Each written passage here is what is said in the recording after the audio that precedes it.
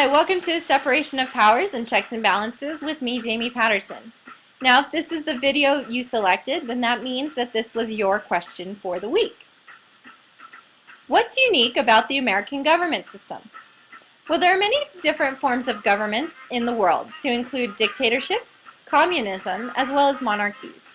And the one thing that they all have in common is the fact that their leaders have far too much power. The United States decided to try something different. They decided to break the power amongst those who hold it. Our journey begins in Washington, D.C., where our capital is located. And our government separates power among three different branches. These include the executive branch, or the president, the legislative branch, or Congress, and the judicial branch, which is our Supreme Court. Now, each branch has roles. The legislative branch makes laws, the executive branch carries those laws out, and the judicial branch evaluates whether or not those laws are constitutional or follows the Constitution originally written by our forefathers. The United States also separates its powers on a federal and local levels. Now, this means that the nation has powers that apply to the full nation, and within that nation, each state has its own powers. If you look at this map here, you can see exactly how many ways we divide that power.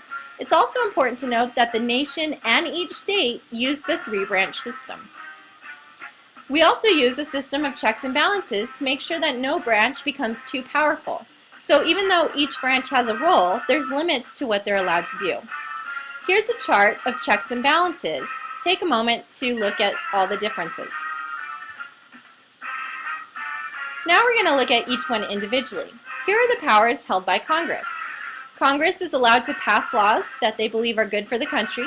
They can override a presidential veto. If the president doesn't agree, they can override his decision. And they can establish federal courts across the nation to make sure we have a strong justice system. Here are the checks on their powers. The president can veto bills sent to him or deny them. And the Supreme Court can declare laws unconstitutional if they don't fit what the Constitution says. Here are powers held by the president. The president can approve and veto bills sent to him by Congress.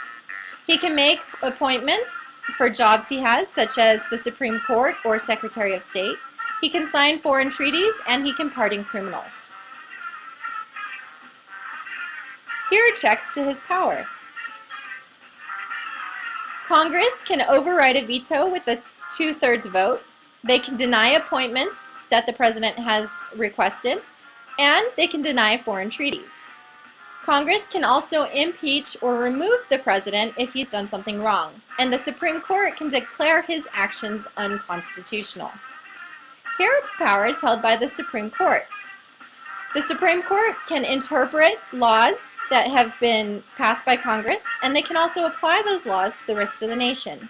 They can also declare actions or laws unconstitutional as they see fit for the President and Congress. Here are checks on their powers.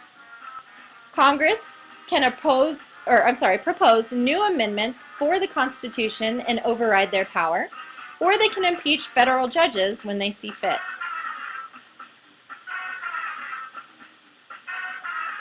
Here's another way of looking at it. The executive branch has checks on the legislative and judicial branches. The legislative branch has checks on the executive and judicial branches, and the judicial branch has checks on the executive and legislative branches. Though each have powers, they all have limits. Here's a summary. Because the United States did not want their government to have too much power like a monarch, they decided to divide power amongst the nation and the states. They also broke that power into three different branches, as you see here, and they put limits on the amount of power each branch was allowed to have. This was separation of power and checks and balances. Here's your assignment. Well, I hope you learned something new, and I can't wait to see what you come up with. Have a wonderful day.